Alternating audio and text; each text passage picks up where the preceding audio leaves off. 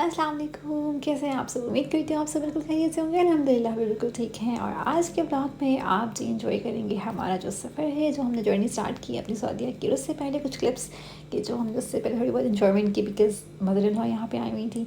और हमारी कोशिश यही थी, उस्मान ने भी कुछ ऑफ लिया हुआ था, तो ये था कि हमारी कोशिश ये थी कि चलो जितनी देर वो दुबई में है, जितनी देर यहाँ पर है, उनको अच्छे से इंजॉय करवाया जाए। और ट्राई यही थी कि डेली कहीं ना कहीं लेके जाएं।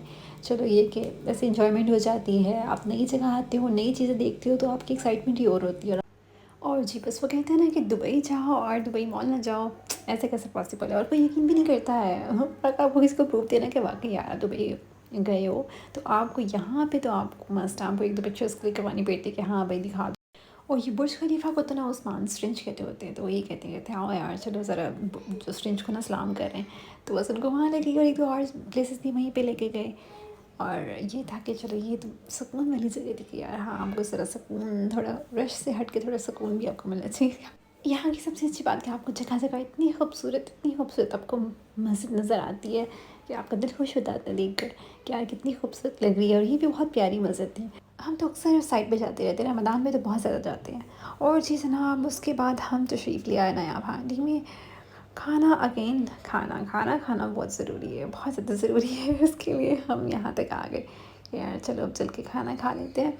यहाँ का खाना भी अच्छा है, इसके अलावा लाल किला उसका खाना भी बहुत अच्छा है। और यहाँ पे जनाब वली साहब तो ऐसे एक्सपर्ट होके ना ऐसे मेन्यू कार्ड ऐसे पकड़ते सिर्फ सारा ऑर्डर देना ही इसने, और वाकई में ऐसे टिक टिक टिक कर रहा होता है। और पीछे तक ही तो ऐसे हाथ रख के रोकता है, रुक जाओ भाई मैं भी हूँ, मेरा भी को हक है, मैंने भी कुछ खाना पीना, मैं भी दुनिया में आया हूँ, खाने के लिए आया हूँ, मुझे ही पूछ दो।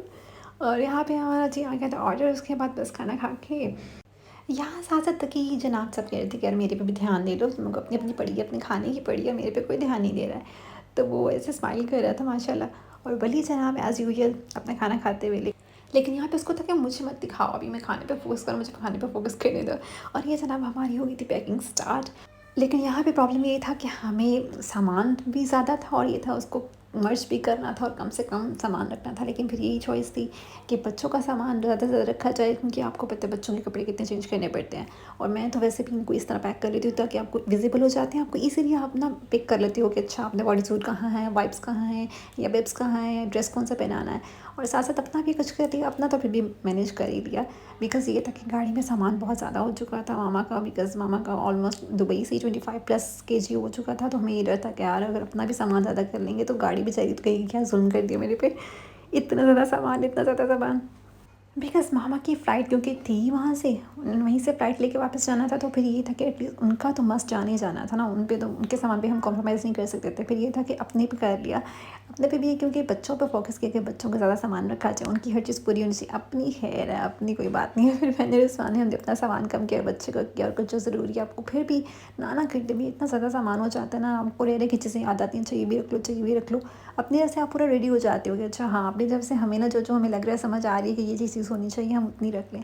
ऐसे बस हमारा सफ़र जो है वो स्टार्ट हो गया। वली माशाल्लाह तक भी दोनों माशाल्लाह बहुत एंजॉय करे थे। स्टार्टिंग में तो उन्होंने बिल्कुल तंग नहीं किया, तकी का मुझे बहुत ज़्यादा डर था कि हाँ तकी सर करेगा तंग, छोटा बच्चा है ना, तो मुझे था डाउट क्योंकि बच्चे तंग आ जाते हैं ज़्यादा ट्रैवल करते हुए। लेकिन उसने माशाल्लाह उसने बहुत कोऑपरेट किया। लेकिन ये था कभी कार सीट में होता था, कभी मेरी गोद में होता था, ऐसे इस तरह होता कर यहाँ पे जनाब हमने कह दिया गुड बाय यूएई को।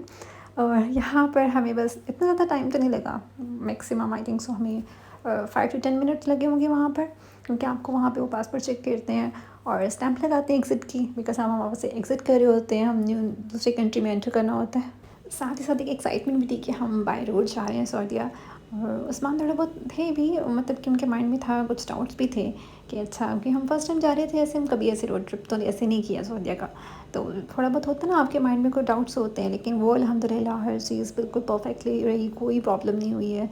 वहाँ से भी उन्होंने बहुत ईज़िली हमने वहाँ से गुड बाय कह दिया। और उसके बाद हम जब सऊदीया में एंटर हुए हैं, बॉर्डर क्रॉस किया हमने, और वहाँ पे भी कोई प्रॉब्लम नहीं हुई। फैमिली साथ हो तो बिल्कुल भी तंग नहीं करते हैं, बिल्कुल भी आपको तंग नहीं करते हैं, आपको बड़े अच्छे से ट्रीट करते हैं, सब कुछ बहुत ईज़िली हो जाता है। लेकिन बस एक बात होती है कि आपको स्टे करके फिर जाना होता है, बिकॉज़ फैमिली साथ होती है, बच्चे साथ होते हैं, तो बच्चे उनको थोड़ा ना चाहिए होता है कि थोड़ा वेट करके, थोड़ी फ्रेश एयर उनको चाहिए होती है, तो इसलिए हम स्टे करके जा रहे थे। और यहाँ पे जनाब हम आ गए थे अपनी उसकी फिंगरप्रिंट्स के लिए, पिक्चर्स के लिए, स्कैन के लिए। और यहाँ पे भी हमें बिल्कुल टाइम नहीं लगा। हमसे पहले एक और फैमिली थी और मैक्सिमम आई थिंक सो हमें 25 मिनट्स लगे थे और विदिन 25 मिनट्स हम फ्री हो गए थे। और उसके बाद यहाँ पे माशाल्लाह तक कि इतना अच्छा रिस्पांस देते हुए ना उस बच्चे ने इतना अच्छे से हमें रिस्पांस दिया ना सारे रास्ते। उसके बाद जैसे ही सारी फॉर्मेलिटीज़ हो गई, सब कुछ क्लियर हो गया और हमें फिर भूख लगना स्टार्ट हो गई कि यार अब बस कुछ खा लें। और हम लोग बस जो वहाँ पे रास्ते में होटल मिला हमने वहाँ से खाना खाया और उसके बाद हम निकल पड़े आगे। और सऊदीया वालों please please please please lights लगा दो यहाँ पे। इस टाइम तो ना कोई थ्रिलर मूवी वाली फीलिंग आ रही थी बिकॉज हार्डली एक या दो होंगी कार्स जो हमें नज़र आ रही थी। कोई लाइट्स नहीं थी, कोई भी नहीं, ना इधर ना उधर। कभी कभी ऐसी फीलिंग आने लगती थी कि यार अच्छा ही तो रोड चलती जा रही है, ऐसा ना हो कि आगे जाके रोड ही ख़त्म हो जाए। और कभी कभी ऐसा लगता था यार ये रोड ख़त्म होने का नाम ही नहीं ले रहा, यार कहीं सडन कोई टर्न ना आ जाए। तो बड़े हम मतलब आराम आराम से जा रहे थे उस चीज़ को लेकर। जैसे ही हल्की हल्की रोशनी शुरू हुई है तो हमें ज़रा सुकून आना शुरू हुआ कि यार शुक्र है अल्हम्दुलिल्लाह थोड़ी रोशनी महसूस हुई है, फील हुई है। और उसके बाद इस वक्त तक तो ऐसी हालत बस थक चुके थे हम लोग बिकॉज उस टाइम ये हुआ था कि वली भी सो चुका था, वली भी मेरे ऊपर और तक्की को भी वो कार सीट में तंग आ गए थे, वो भी मेरी गोद में। तो इस टाइम ना मैं थोड़ी हो गई थी कि यार मैं क्या करूँ, दोनों बच्चे मेरे ऊपर। और उसके बाद फिर ये था कि यार जैसे बस फटाफट अपना होटल में जाना है, हमने रियाद में स्टे करना था। तो शुक्र है अल्हम्दुलिल्लाह थोड़ा सा इधर घूमने के बाद उस्मान को एक होटल मिल ही गया। और फिर हमने फटाफट हमने कहा बस अब इधर जाने की करो बस।